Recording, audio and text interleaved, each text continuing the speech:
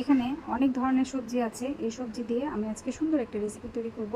পেঁপে, গাজর, কাঁচা কলা, কহি, ধুন্দুল, আলু, পটল, কাঁকরোল, এগুলো সব আমি এখন কেটে ধুয়ে পরিষ্কার করে নেব।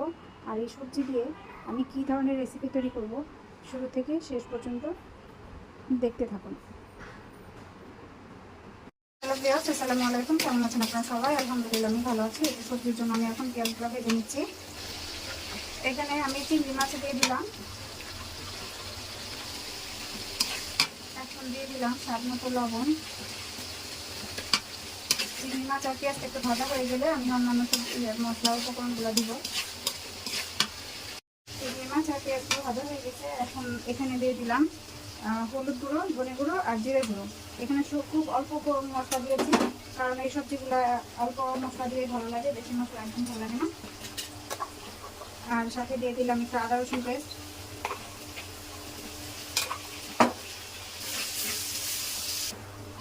যে মশলাগুলো আমার কষানো হয়ে গেছে, আমি কিন্তু মশলা কষানোর মধ্যে এক ফোঁটা পানি দিইনি, যে ভাজা ভাজা হয়ে গেছে। এই যে এখন এখানে সবগুলো সবজি দিয়ে দিলাম।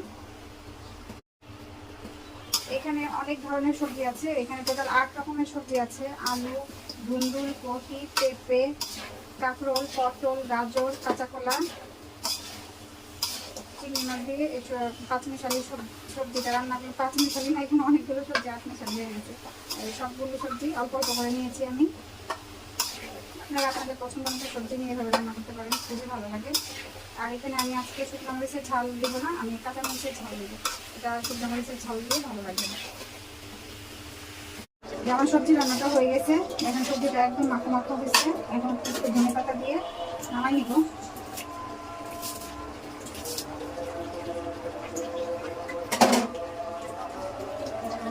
দেখেন তো কালারটা কেমন হয়েছে।